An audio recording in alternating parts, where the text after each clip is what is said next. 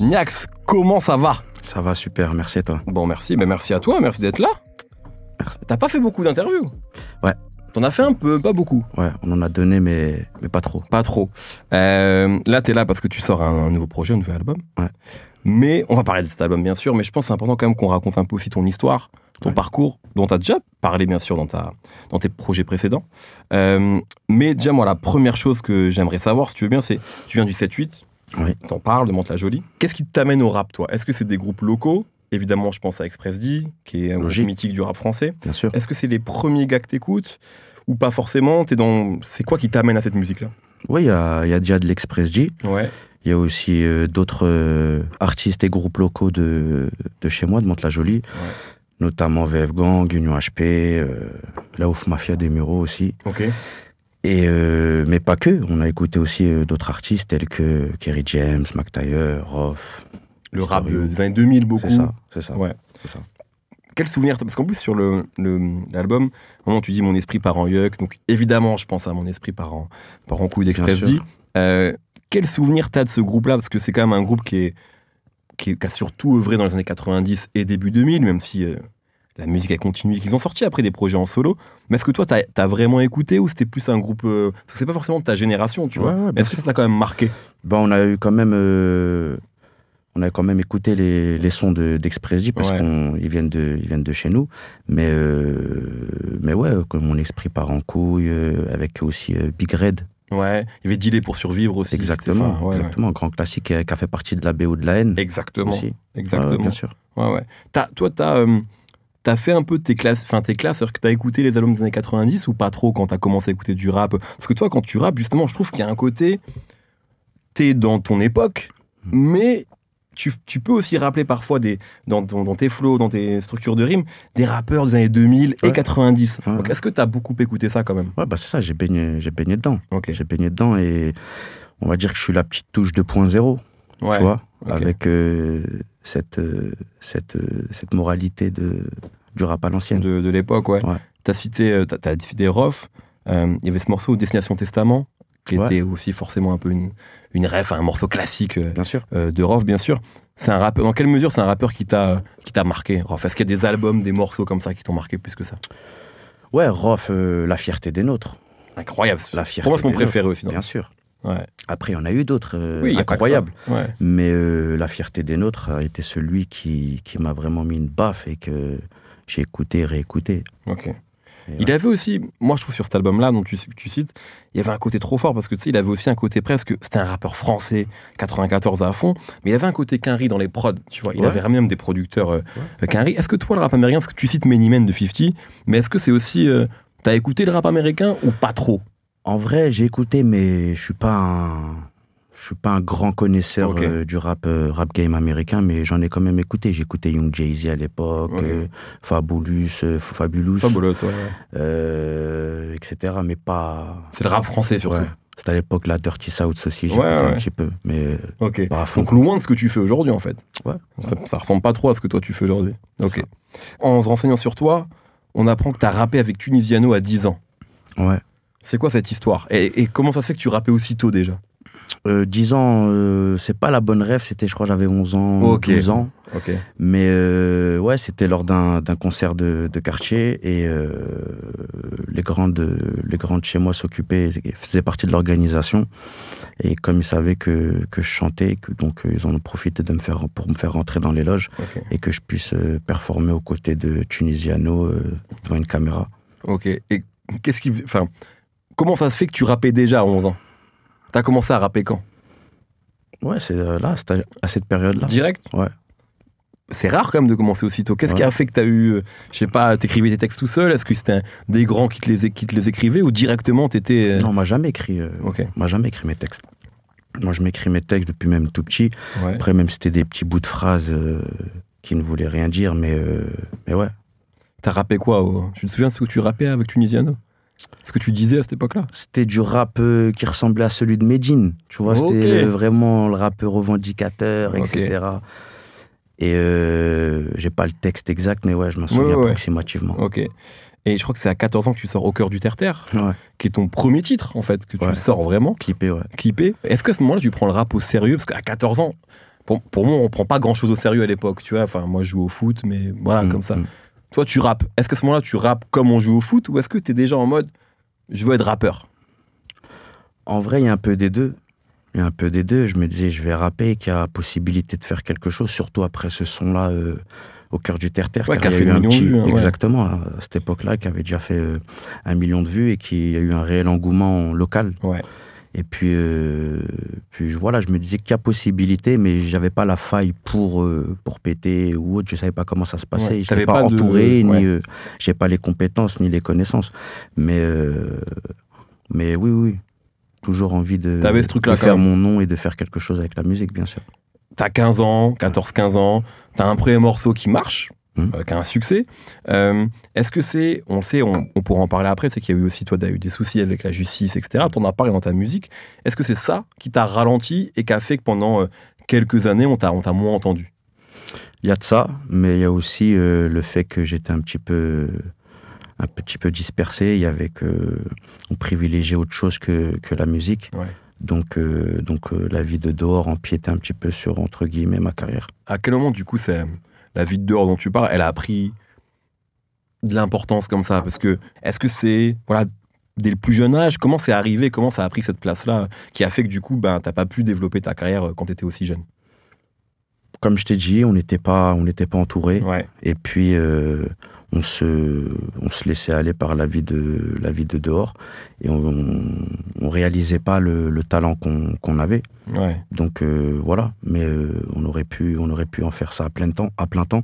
C'est juste qu'on on avait le temps pourtant, mais c'est juste qu'on prêtait le temps à autre chose, tout simplement. Pourquoi? Parce que c'était plus simple, entre guillemets? Genre, c'était plus facile de faire de l'argent, ou c'était plus rapide, ou c'était peut-être juste l'environnement? On voyait pas un retour direct sur l'investissement avec la musique. Ouais. Donc on préférait avoir ce qui nous faisait becter, on va dire, tu vois. Donc voilà.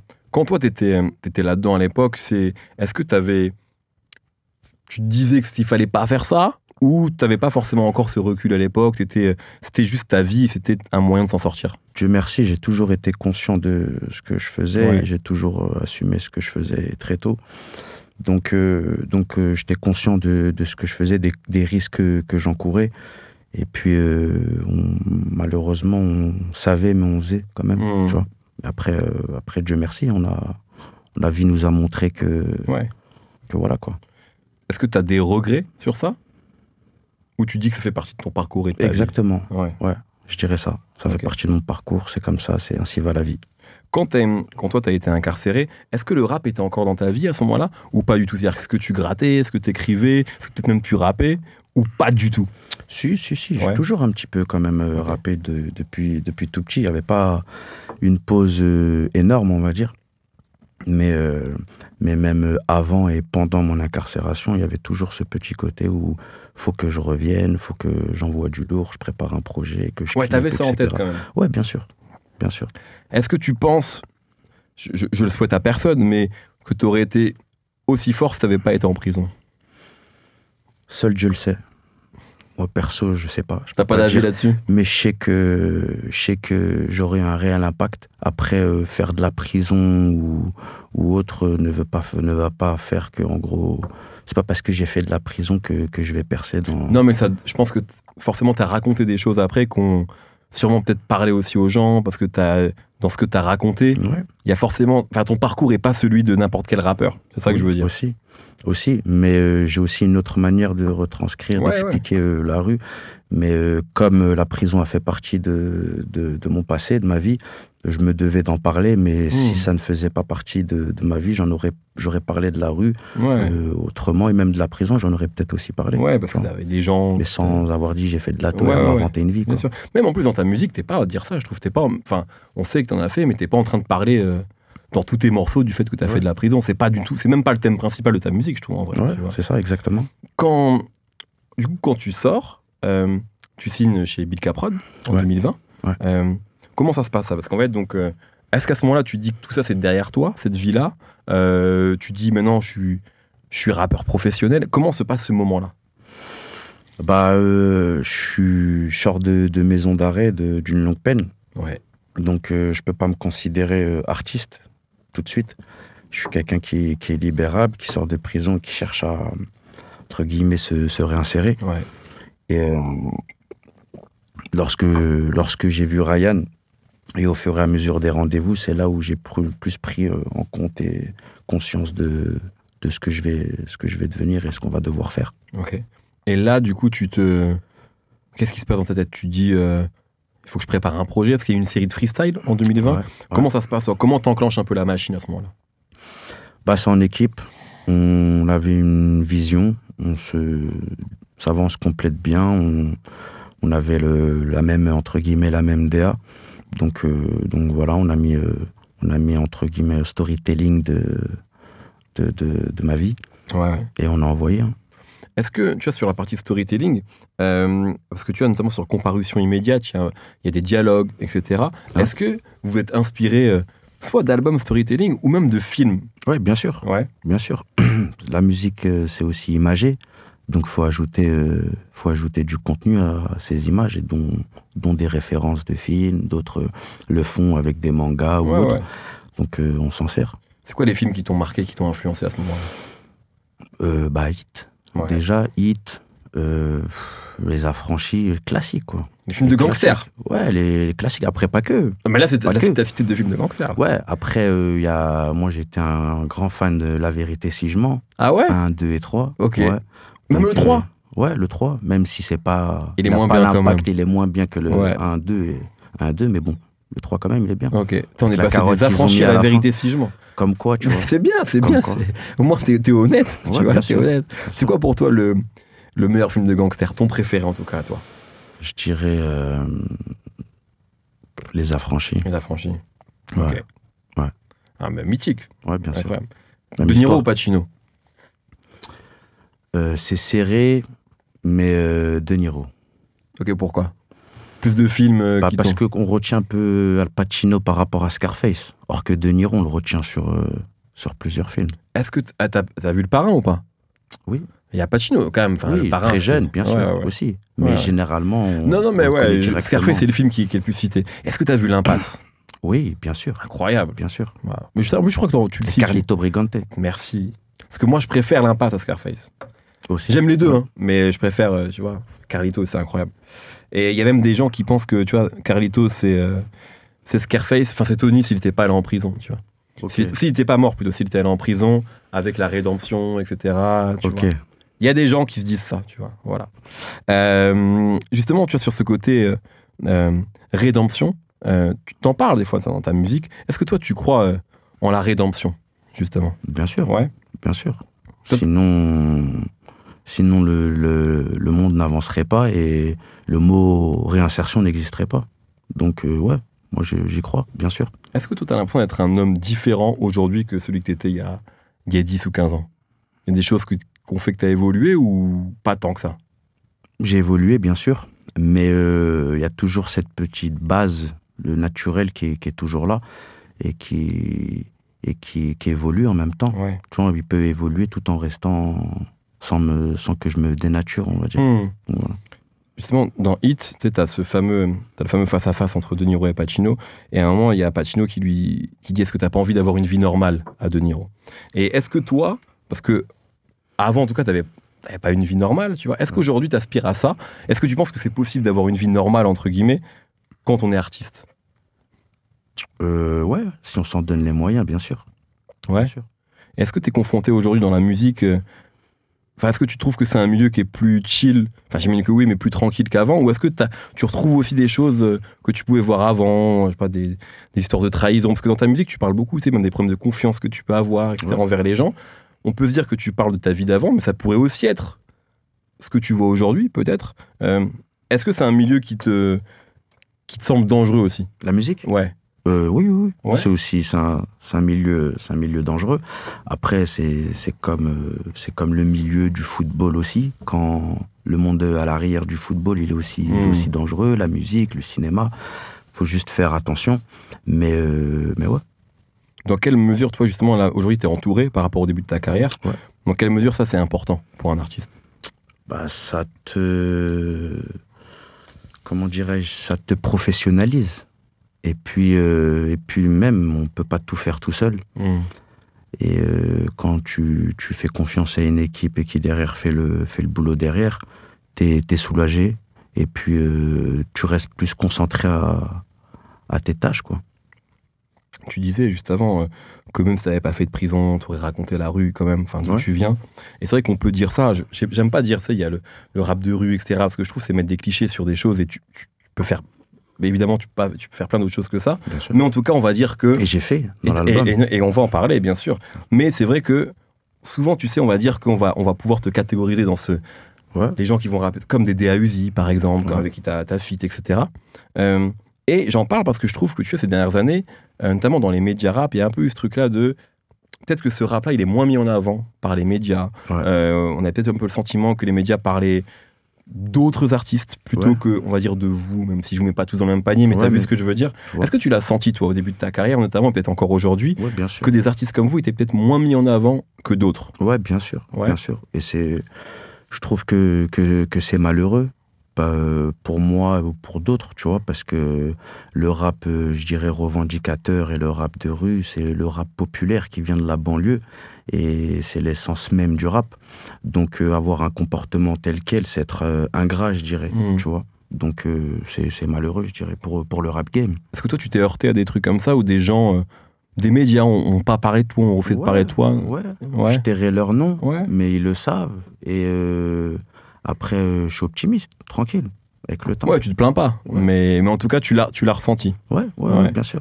Et j'ai même l'impression qu'il y a eu même un moment une opposition entre genre le rap de rue et ce qu'on a appelé la next gen ou la new wave. Est-ce que toi, t'as vu ça? Est-ce que ça t'a dérangé? Est-ce qu'il y a des choses dans le rap qui te dérangent ou juste tu traces ta route et tu calcules pas ça? En vrai, non, parce que tout le monde a le droit de faire du rap. Il y en a pour tout le monde. Faut juste pas négliger une partie. Et surtout ne pas négliger la base. La rue. La base. Ouais. Tu vois. Donc voilà, tout simplement. T'as sorti évidemment 3 EP et un album, déjà, qui ont eu du succès, on peut le dire, et déjà des disques d'or.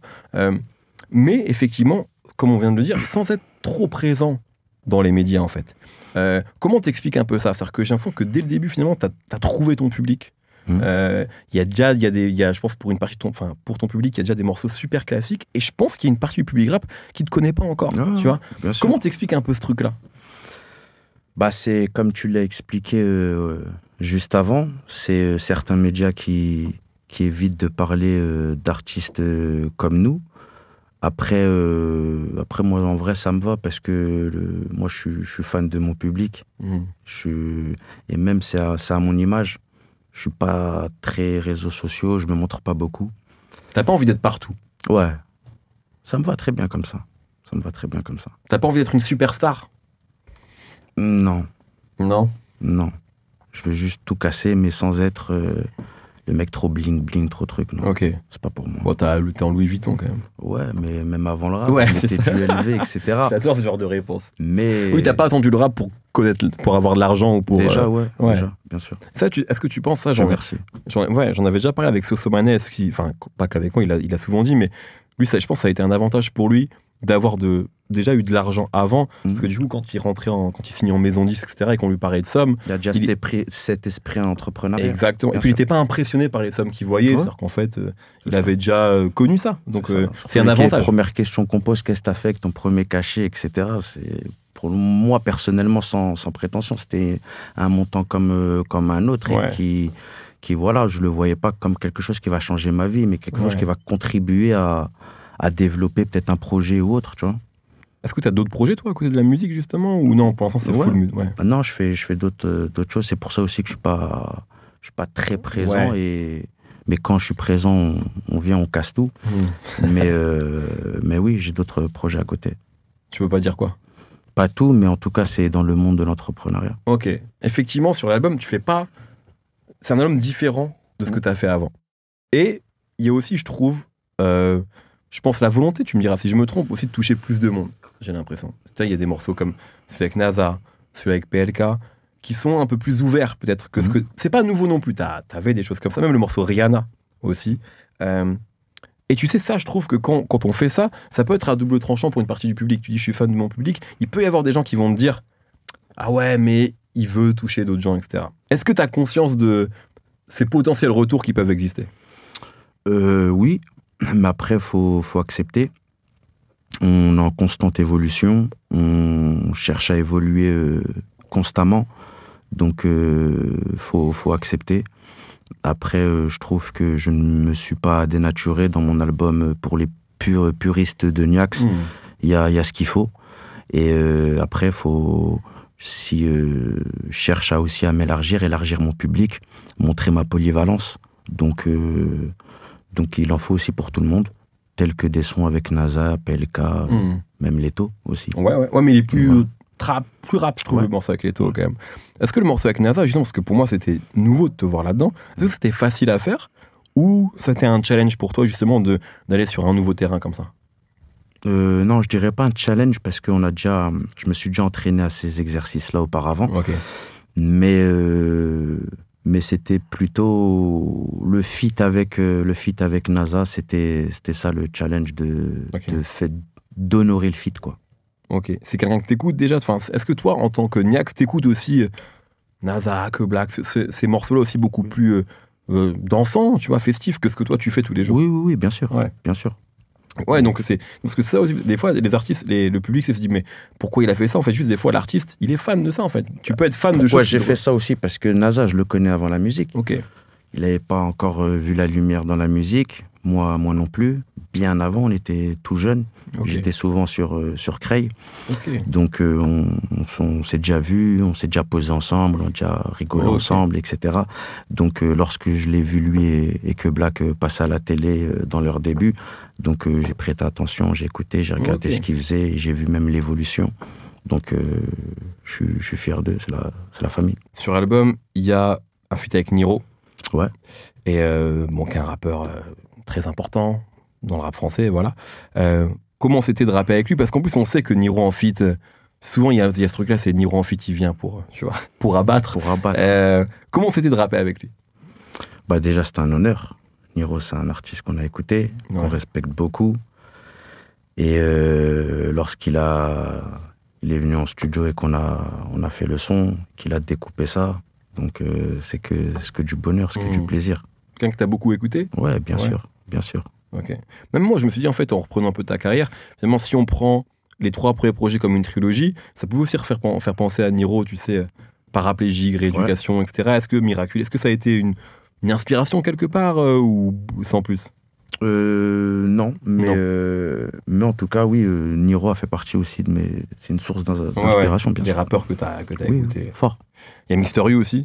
Ouais. Pareil, j'imagine, c'est aussi quelqu'un que t'as écouté forcément. Bien sûr. Ouais. Bien sûr. D'ailleurs, Jules, il a fait un très beau truc en l'invitant et en le laissant faire une prestation sur scène. Rien à dire, magnifique. Justement, tu parles de Jules, toi, t'étais sur Classico organisé. Ouais. Comment ça s'est passé cette invitation-là? C'est Jules, il a contacté, son équipe a contacté mon équipe et il m'a invité pour Classico. Ça a été un grand honneur d'être invité par Jules déjà. Ouais. Et puis que voilà, il sache que voilà, il y a un mec du 7-8 là qui est en train de venir dans le game. Faut lui donner la fort et c'est ce qu'il a fait. Je l'en remercie beaucoup pour ça. Vous faites pas du tout la même musique, mais finalement dans ce que tu disais avant, est-ce que c'est pas ça le...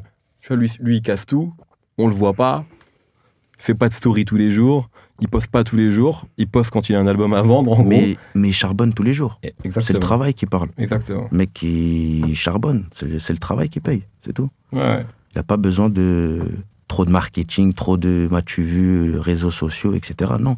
Le mec s'enferme, il charbonne et il a le retour qu'il mérite. Est-ce que tu penses que ça, c'est parce que aujourd'hui, tout à l'heure, on parlait des médias, etc. On disait, ouais, finalement, sans les médias, c'est compliqué.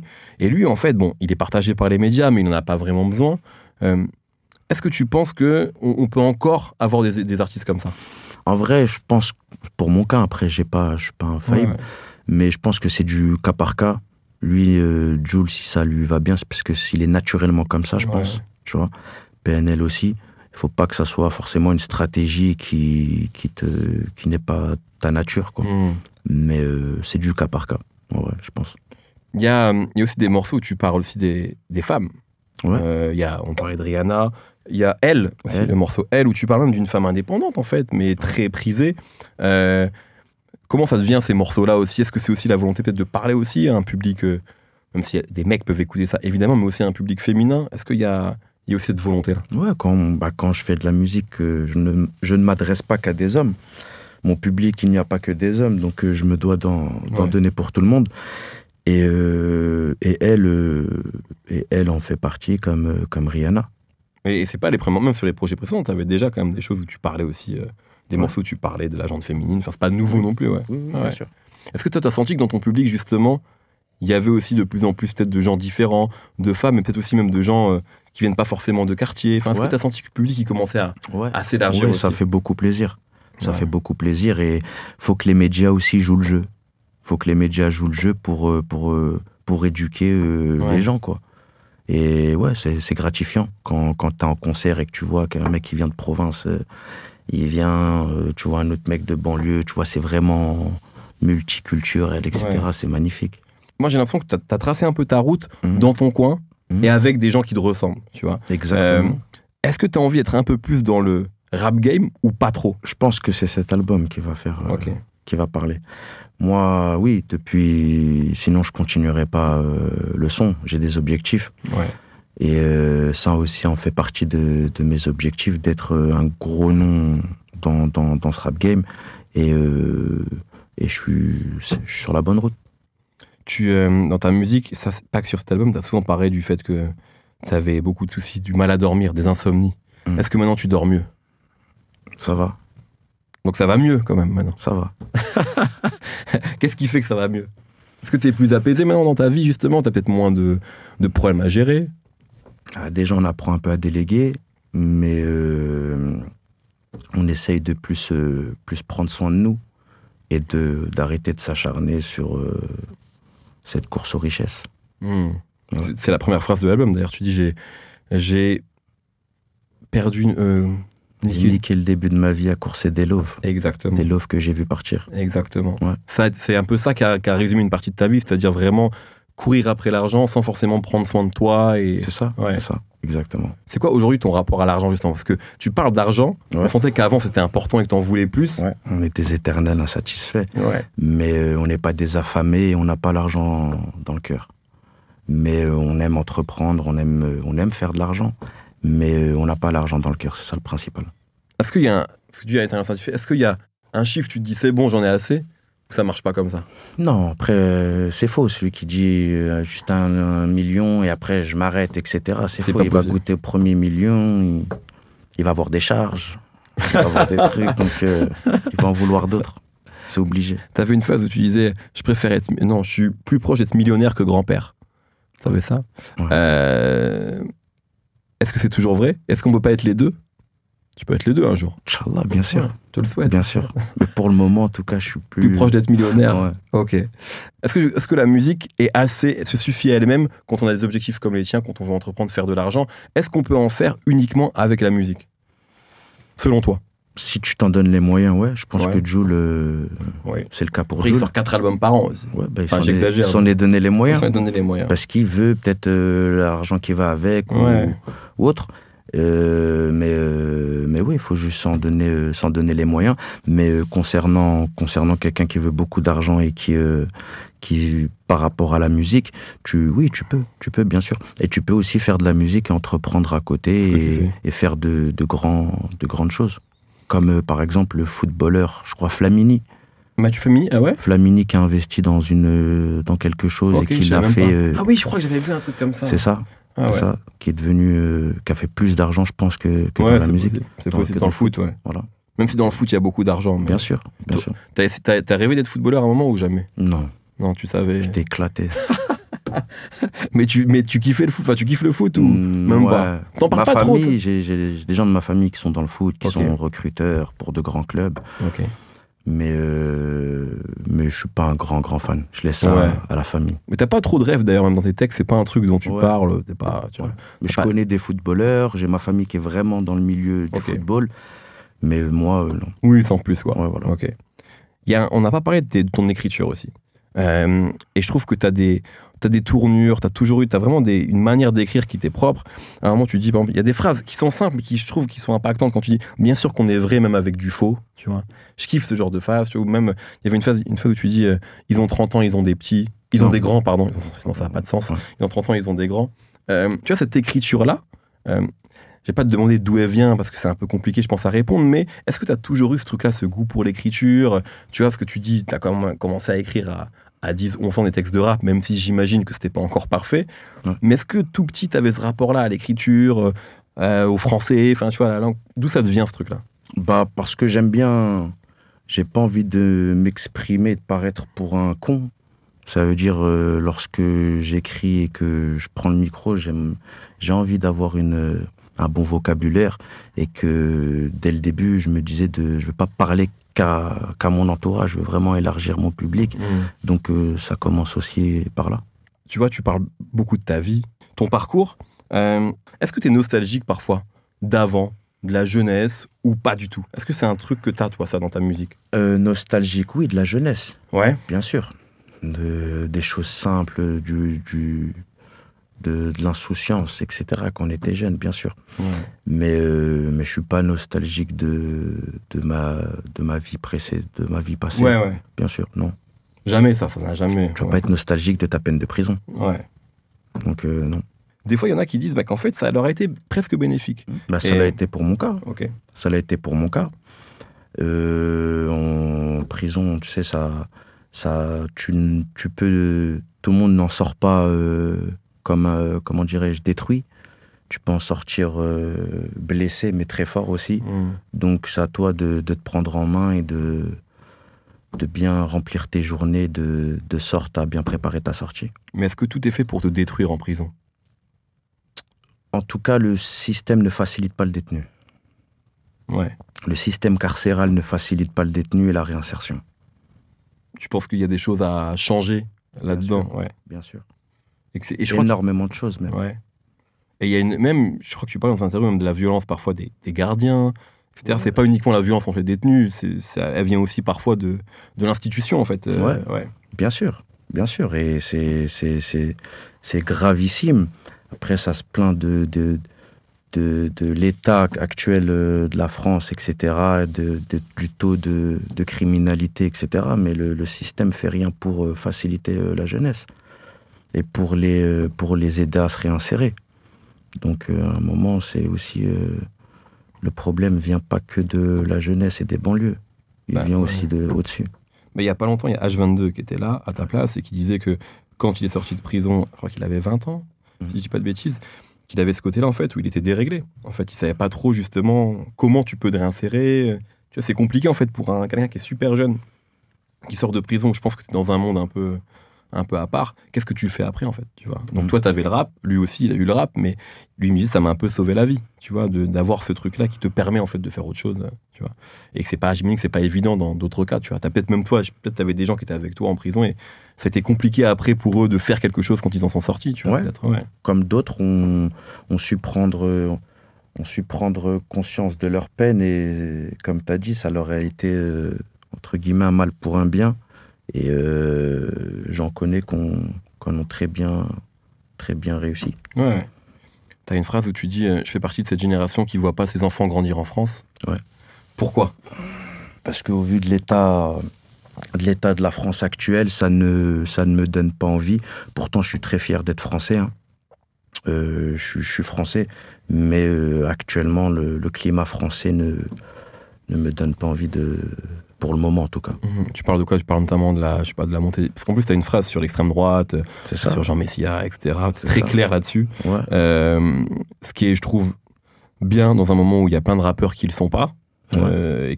Mais ouais, qui devraient, absolument. Mais je pense que aussi, quand le rap est aussi fort qu'aujourd'hui, il y a plein de gens qui savent. Je pense que dans leur public, il y a des gens d'extrême droite. Donc si tu dis fuck le RN, ou nique le RN, ou je ne sais quoi, tu peux, tu vois, te mettre à dos une partie de ton public. Je pense que tu devrais le faire, quoi qu'il arrive, parce que tous les cas. Mais je pense qu'il y a un peu ça maintenant, tu vois, ouais. Qui fait que certains sont timides peut-être avec ça. Tu vois. Mais faut pas dire que nique le RN, faut donner les arguments aussi derrière. Bien sûr. Et mais oui, Moi, si j'ai des gens du RN qui écoutent du Niax, bah, je nique leur parti politique.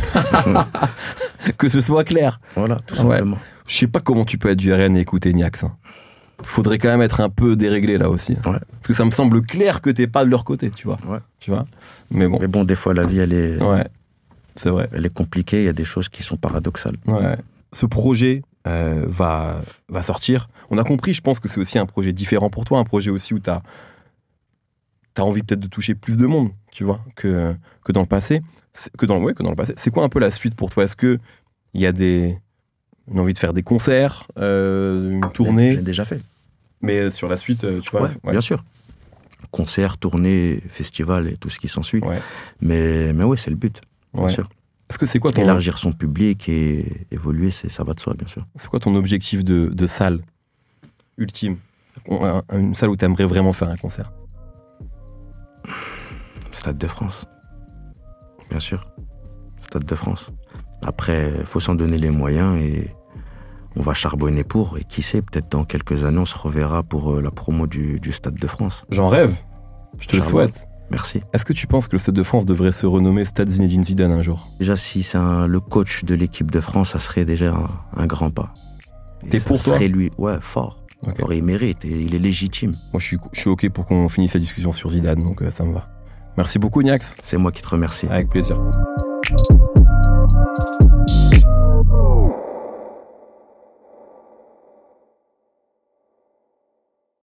Merci d'avoir regardé la vidéo. Si tu veux en savoir plus sur la rap musique, n'hésite pas à t'abonner à Apple Music. Tous les vendredis, un nouvel épisode du Code Radio. La playlist est régulièrement mise à jour également. Et nous, on se retrouve très très bientôt avec un ou une nouvelle invitée.